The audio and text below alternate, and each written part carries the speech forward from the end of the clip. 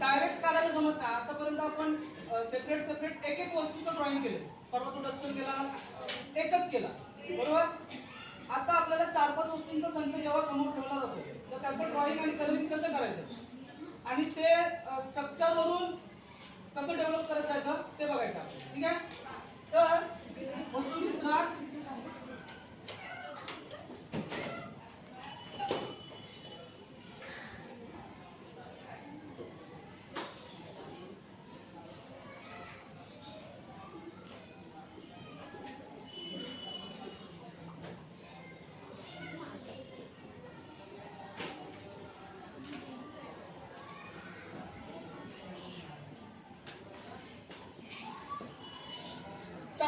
असल्यामुळे त्यांची जागा इकडे तिकडे होऊ नये यासाठी आपल्याला रेक्टँगल, त्याच्यानंतर स्क्वेअर शेप किंवा सिलेंडर शेप असे जे शेप्स असतात त्याचं पहिले सुरुवातीला ड्रॉइंग करून घ्यायचं, स्ट्रक्चर करून घ्यायचं की ती ड्रॉइंग कुठे आहे. समजा तुम्हाला 4-5 वस्तू दिले, त्याच्यामध्ये एखादं प्लास्टिकचं बकेट आहे. बकेट हे मेन जो शेप आहे तो आहे. ठीक आहे.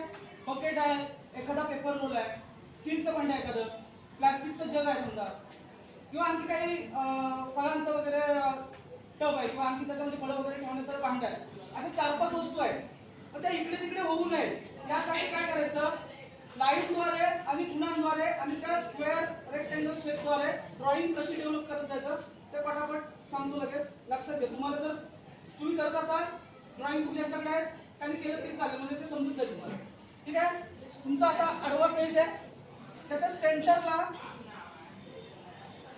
हॉरिझॉन्टल लाईन मारून घ्यायची.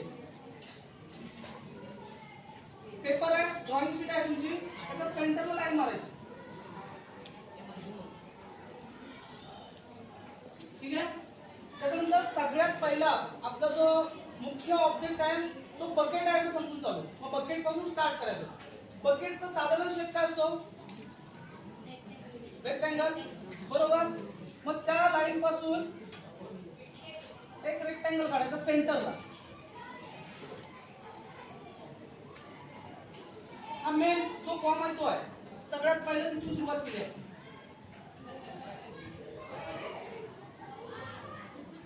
हे वरचं पुस्तक म्हणजे वरती ड्रॉइंग करतोय.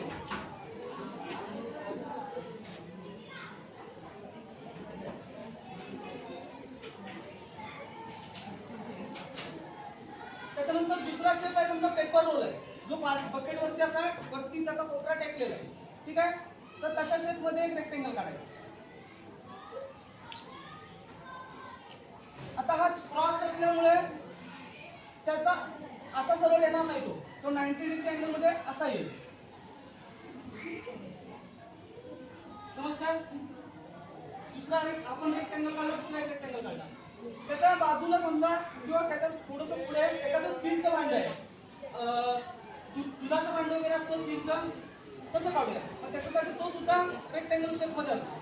आणि तो पुढे आलेला दाखवण्यासाठी त्या लाईनच्या खाली आपण जे लाईन मारले त्याच्यापासून थोडंसं खाली घेऊया, म्हणजे तो पुढे आल्यासारखा वाटेल.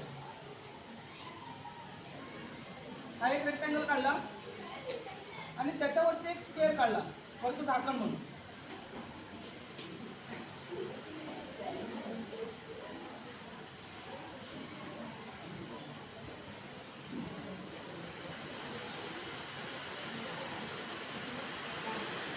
त्याच्यानंतर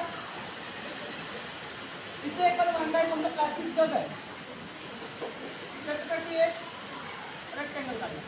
सगळ्या लाईन आहेत त्या पेंट काढायच्या जेणेकरून त्या परत पुसता येतील. इरेज केल्यानंतर त्रास होणार नाही आणि जेणेकरून त्या लाईन नंतर इरेज करता येतील.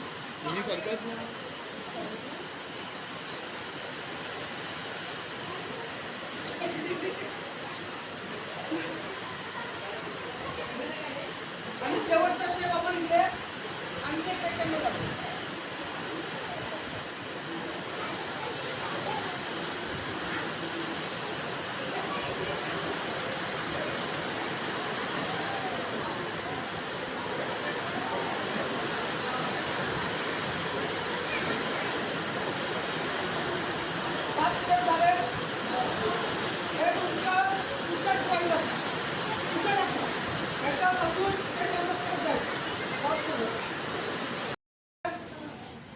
आता एक एक शेप डेव्हलप करत जायचा. सुरुवातीला बकेट आहे, बकेट करायला शिकायचं. आता बकेट जेवढी वरती असते तेवढीच खाली असते का?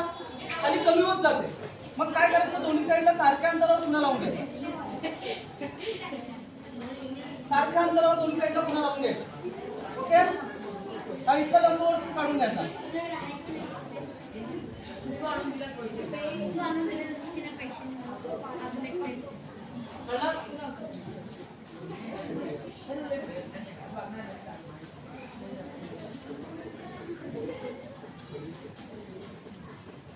जसं करतो तसं करा समजेल.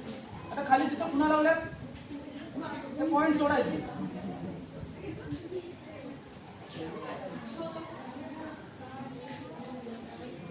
ओके, खाली जिथला आपली लाईन आहे, आता वरचे सगळे लंबवर्तुळ जे आहेत ते लंब दिसतात. म्हणजे हा सरळ दिसेल का? खालचा जो तळातला जो लंबवर्तुळ आहे तो सरळ दिसेल का? नाही. तर तो सुद्धा त्याच शेप मध्ये येणार. मग तो लंबवर्तुळ असं जोडून घ्या. ओके,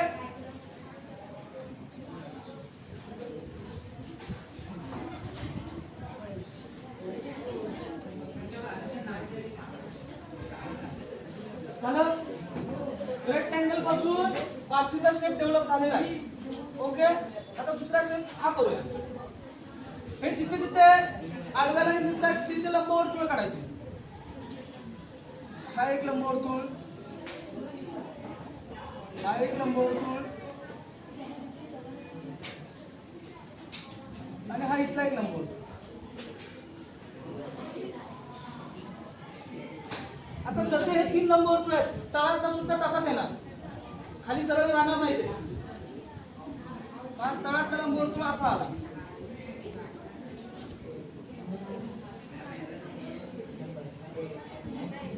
जिथे जिथे कुठे आत बाहेर करायचं आहे ते स्ट्रक्चर नुसार तुम्ही ऍडजस्ट करून घ्या लाईन नुसार. ठीक आहे, त्याला पण एक कडी टाकूया म्हणजे ते भांड असं स्टीलचं वगैरे आहे असं वाटेल.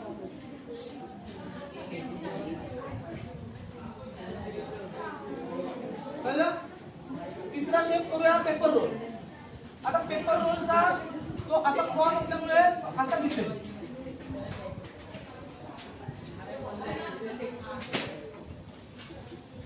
हा लंबवर्तुळ पूर्ण काढून घ्यायचा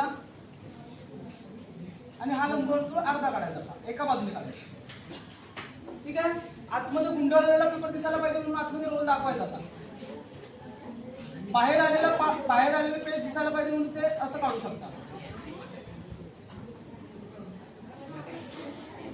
चला पेपर रोल. रेक्टँगल पासून पेपर रोलचा शेप तयार झाला. ठीक आहे, 3 शेप झाले. चौथा आपण फॉर्म डेव्हलप करायला गेला. आता हा पुढे आहे. सुरुवातीला ज्या लाईन आहेत तसंच ठेवायचा, फक्त तो काढून घ्यायचा. समजा याला प्लास्टिक जग बनवायचा आहे तर तो सुद्धा खाली कमी असतो म्हणून खाली त्याच्या पुन्हा लावून घेतला. वरचा लंबवर्तुळ काढला. सेम बादली जशी काढली तशी काढू शकतो.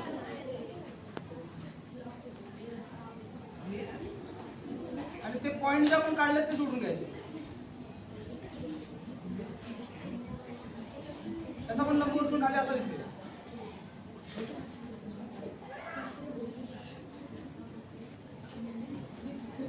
ठीक आहे, 4 शेप झाले.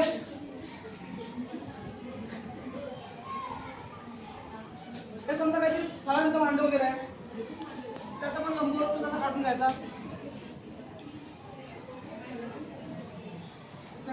सेंटर करून ते जोडायचं. त्याच्यात काय फळं दाखवणार, फुलं दाखवणार, काही दाखवू शकतो. म्हणजे जसं समोर वस्तू ठेवलेली असेल तसं. हे आपण आता समजण्यासाठी करतोय. इथपर्यंत झालं. तर नको असलेल्या सुरुवातीला मारलेल्या लाईन आहेत.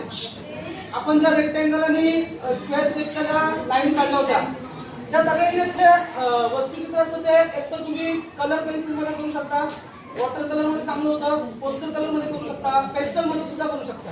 पण याच्यावर डिपेंड आहे की तुम्ही प्रकाश कुठून घेतलाय. समजा या साईडने प्रकाश घेतला असेल तुम्ही, तर सगळ्या जे वस्तू आहेत त्यांचा डार्क लाईट एकाच बाजूला आला पाहिजे हायलाइट एकाच बाजूला आला पाहिजे आणि मिडल लाईट जो असेल तसा, आणि शॅडो हे तुम्ही प्रत्येक मीडियम मध्ये दाखवू शकता. आता इकडून घेतल्यामुळे इकडे हायलाइट दाखवायचा,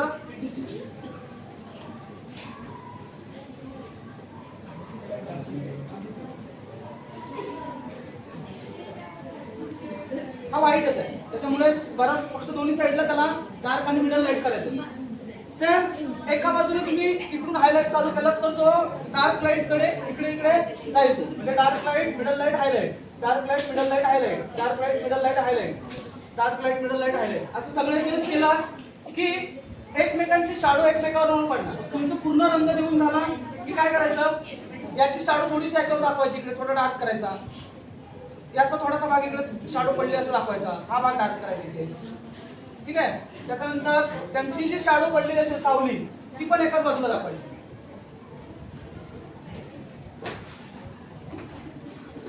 समजलं? अशा प्रकारे वस्तुचित्र डेव्हलप होईल.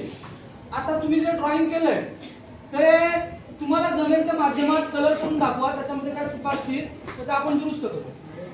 कलर आणलेच ना रे, हे ड्रॉइंग करायचं, त्याच्यामध्ये कलर तुझ्या मनाने भरायचे, highlight, dark light, middle light, आणि मग ते दाखवा मला, त्याच्यामध्ये काय चेंजेस करायचे असतील ते सांग. ठीक आहे.